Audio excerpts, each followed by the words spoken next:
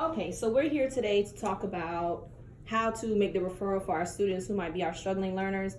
At this part of the year, it's important that we do put in our RTI learners because it'll flow into next year. Some of the students are performing below grade level, so at this time, we'll have to start putting research-based interventions in for them. Some of you guys are familiar. Journey's Toolkit is one of the research-based interventions. Also, LLI is one of the research-based interventions.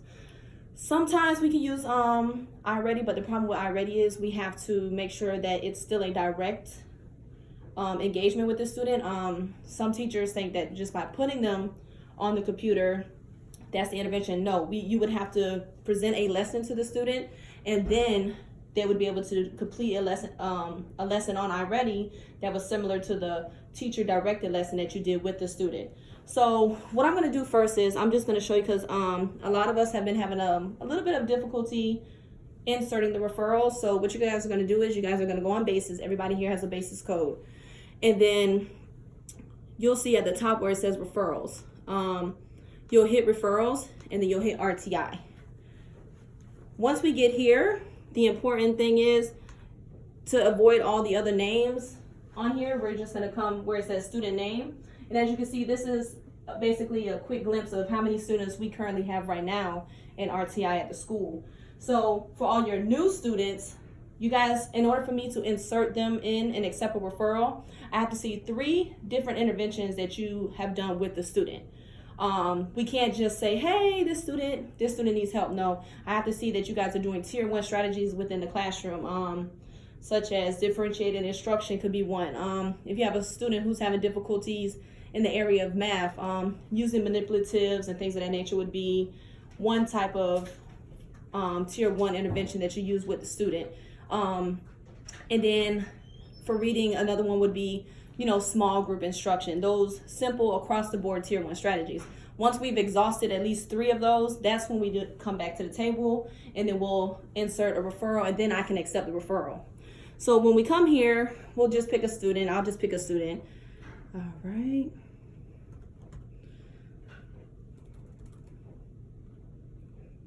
Who did you say? Okay, yeah, that's a good one.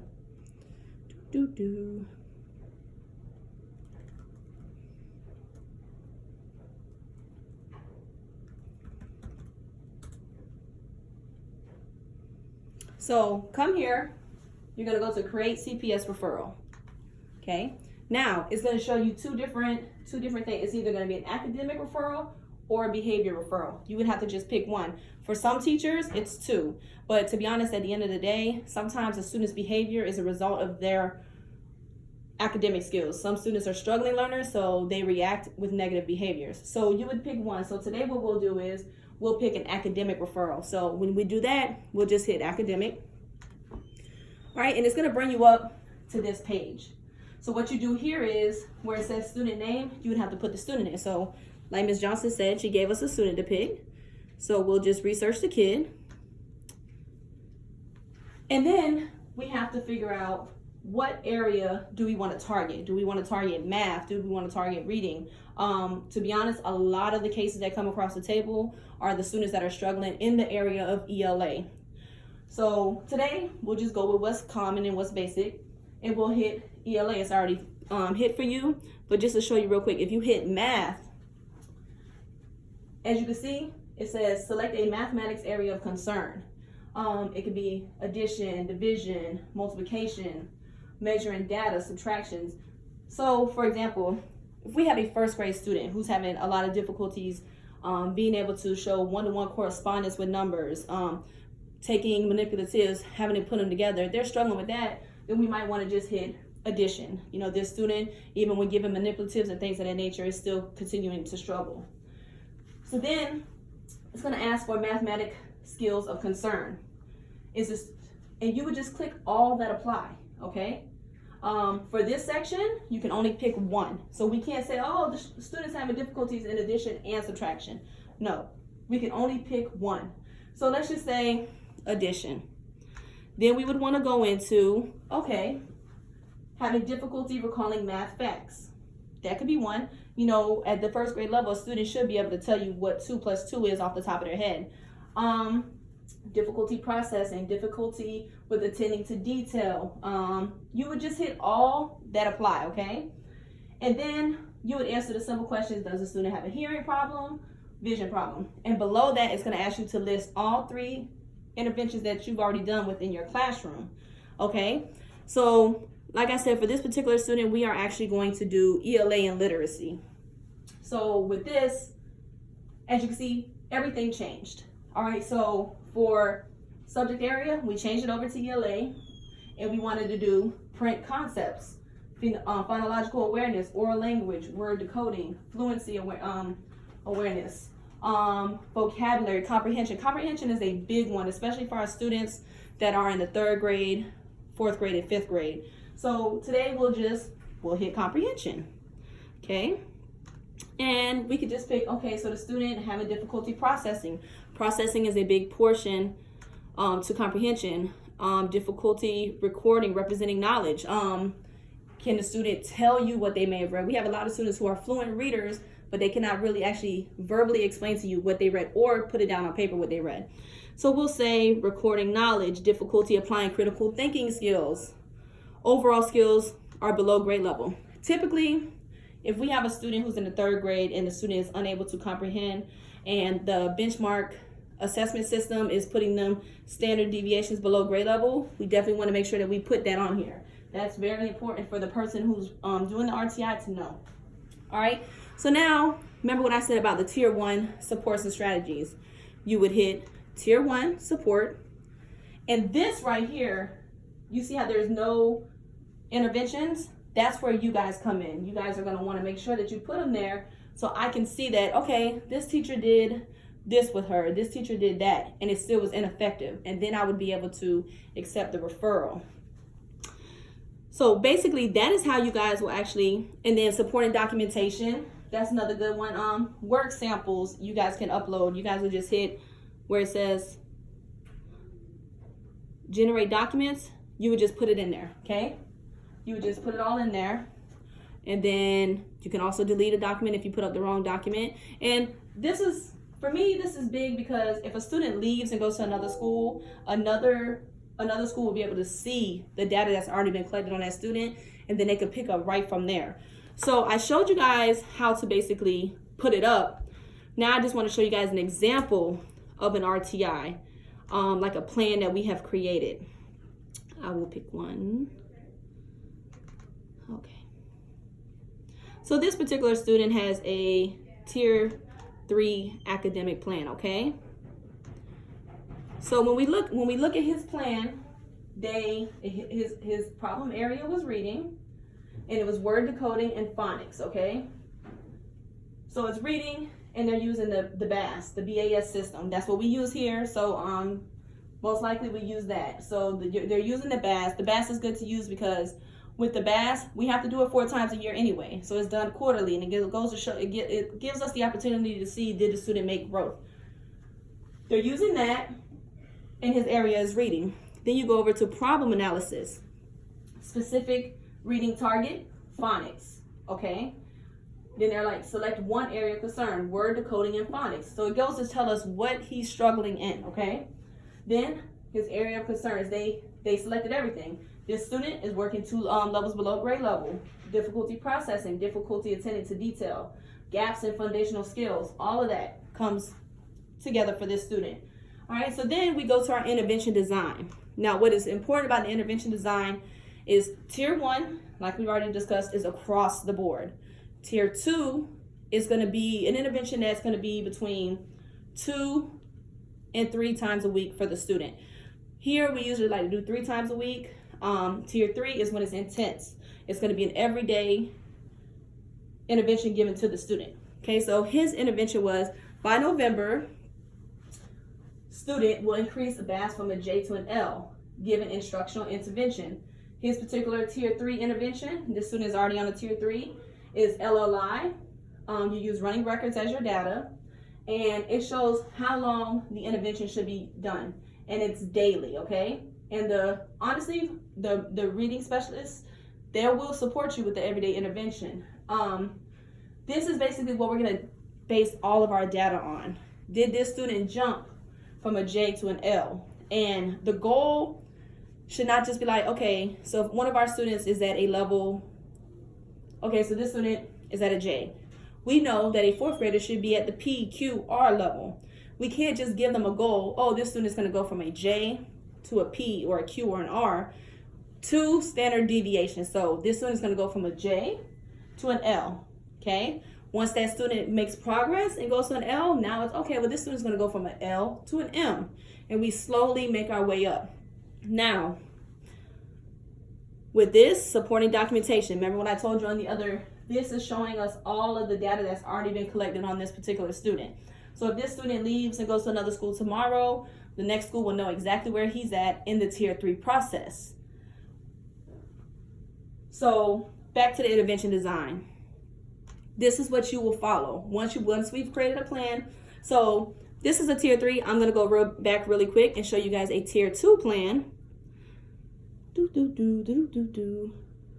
Show us a Tier 2 plan so we can see the difference as far as like the intensity and things like that.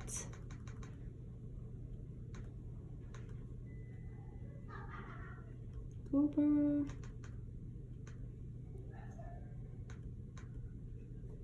Here goes a Tier 2 plan, okay?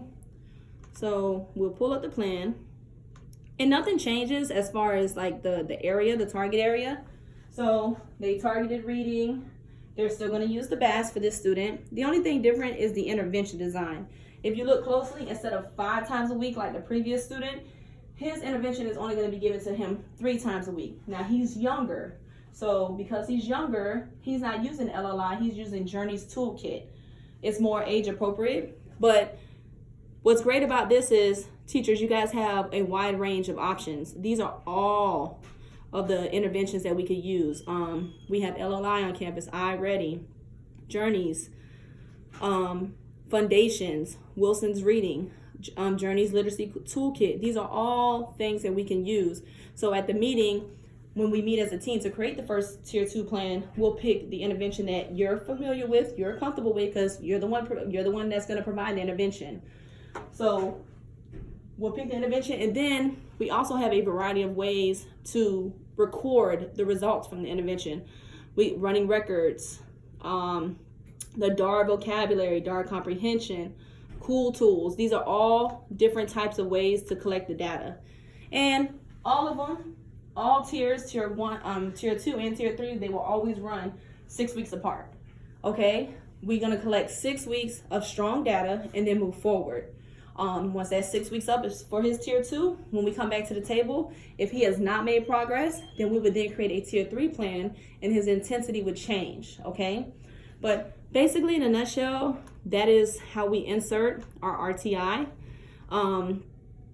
Referrals by tier, as you can see here at the school, we have 19% in Tier 2. We have 29% in Tier 3. We have a couple that are pending. But another thing that I want to show you guys, I just want to show you the difference between a behavioral RTI. So when we come here, let's pick one. So we will pick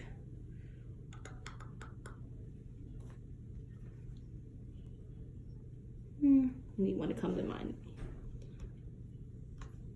Just bear with me, sorry.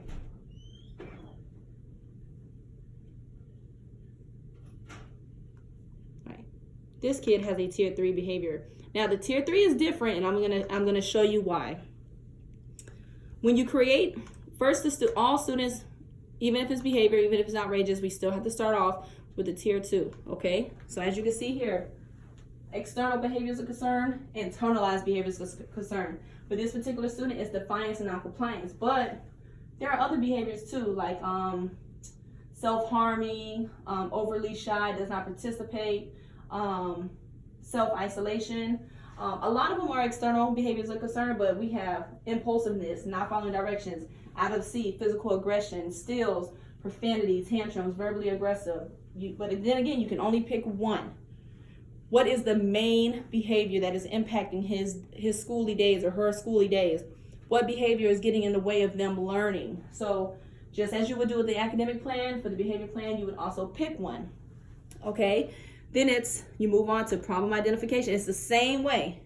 you insert it with all the tiers. So if you have your own personal behavior plan in class and that's not working, that's a tier 1 method that you used that was unsuccessful. So when you put the referral in, I'll see that, oh, she already had a behavior plan, she did a daily behavior chart, it was ineffective, okay, let's accept this referral. So then you come here, problem identification.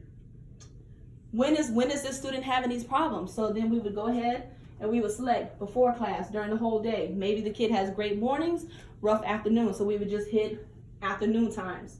All right, where does it occur? Some students have a problem during transition. We would need to identify, hey, this behavior is only happening during transition. Some in the classroom, hallways, specials.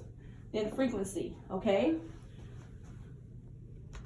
Then we move on and we try to figure, well, what is he trying to get? So we'll start off with a small tier 2 plan. So for this particular student, the kid is given a variety of points and he should obtain at least 80% of those points. So let's say a student is granted 20 points a day. We want him to get on the roll to where he at least earns 16 of those points a day.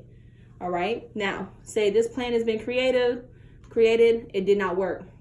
Now we would move on to a tier 3. Now the tier 3 plan looks totally different and it's a little more in depth because now it's a tier 3 plan and there's a PBIP attached to it. So for your students that might already be in your class, you can always go on basis and find the PBIP. The PBIP is what is going to be the plan on what you should be implementing every day and taking data on. So for this student, we go to the PBIP, goals and strategies. What is the goal? To decrease defiance when frustrated. Proactive strategies. Give gestures and signals. Cool down area. Replacement skills, classroom jobs, assisting during task prep. Consequence, when he complies, he will receive a surprise reward in an envelope, 7 allotted for the day. So this just basically gives you a breakdown of all the things that we're going to put in place to help him be successful. All right. And then it just says when it starts. Just like the academic plan, behavior plan is the same way. It's still going to go for 6 to 8 weeks. We want to collect solid data. Then we insert the data. And then it's a follow-up. We'll come back. We set the date for 6 weeks out. And again, we insert the data. So if his point chart is being collected as a frequency chart, when we come back to the table, we will sit there, we will scan in that chart. That way, again, if he leaves, it'll be there for him to see. So that's basically it when it comes to RTI. It is important that we look and see how many of our learners are 2 standard deviations below grade level. And then we create a plan for them, and then we just monitor the plan. Other than that, that's basically how you go in, upload your interventions and referral, and check where your student is as far as, what tiers. Some of you guys, 3rd grade teachers, you guys might get some new students next year who had a plan in the 2nd grade. That plan follows them, and you pick up right where the plan is. So in the beginning of the school year, it's definitely great to pull up your students on basis, through class lists and be like, hey, okay, well, this student has the FBA PBIP tier 3 plan. And then you just, same way you put it in, you just upload it, go to intervention design, and voila, you have it. You're not in the dark. So using basis for to identify and locate all your RTI students or to put them in it's going to be extremely helpful in your process in trying to build rapport with your new students, on how to collect data, on how to teach them. Even if there's a classroom change in the middle of the year, at least you would know what works for the student, what does not work for the student, what to look out for. If a student is having comprehension problems and say there's a teacher change, it would be wise, it would be good for you to know. That way you would know, hey, this student is supposed to have this intervention. This student needs this student needs this extra time or a small group. It could go on and on and on. It's just beneficial that we navigate through basis to get as much about students as we can, okay? Other than that, that is it as far as using basis to identify your RTI students and locate their plans or to create their plans, okay?